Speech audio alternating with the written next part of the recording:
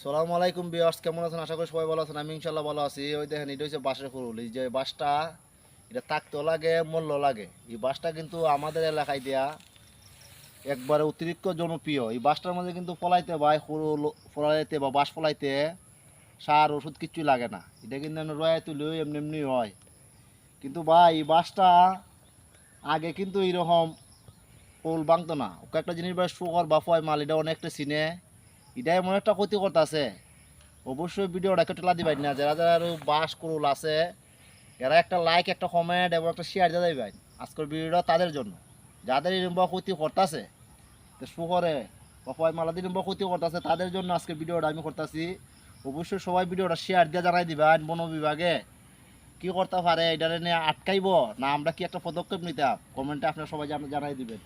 কি করুলটা আগে কিন্তু রে ভাই, মানুষে যখন একটা পুরো একটা হোল ভাঙতো, মানুষের দরবার লেগে দিত, গ্যাঞ্জাম লেগে দিত। আমাদের এলাকায় দেয়া প্রধান হয়েছে ব্রাশ।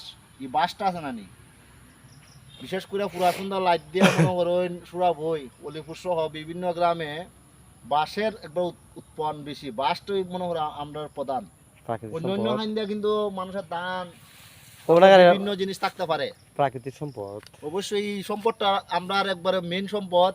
এটা আপনাদেরকে দেখায়, দেখুন এদিকে দেখাও মানুষকে যে নিচের কৌলটা তো ভাঙ্গে লাই। এই বাঁশটা কিন্তু 1 বছর পরে কৌল লয়, একটা বাসে 3টা 4টা কৌল লয়। কিন্তু যদি কৌলটা ভাঙ্গে লাই তো বাঁশ এমনি এমনি শেষ।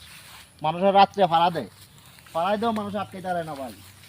কারণ আগে ছোটবেলা শুনছি মানুষের যদি মানুষের একটা কৌল ভাঙ্গে লাই বা একটা সারা গাছা ছাড়া খাইতে লাই, ও ফয়মালি ক্ষতিটা করছে রে।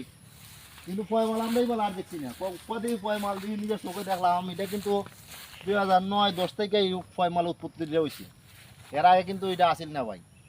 কিন্তু এত ক্ষতি, আম গাছটা হইলে আম গাছটা মনে করে একবারে মাইরা লাই, সাইড ওখান দিয়ে চিল্লিয়া আম গাছ, তারপর মেহগুনি গাছ, বিভিন্ন জাতের গাছ এবং বিশেষ করে বাঁশের উল্টা সিজন টাইলে এমনভাবে এমন কোনো জার না হয়। আপনারা দেখায় প্রতিটা জারে কিন্তু কুচ্ছে দেখেন, একটা জারও মিস নাই যে কুচ্ছে না হইয়া। দেখুন রাত্রে আমার নাইট ডিউটি, রাত 9টা 8টা ওখান থেকে ভাড়া দেওয়া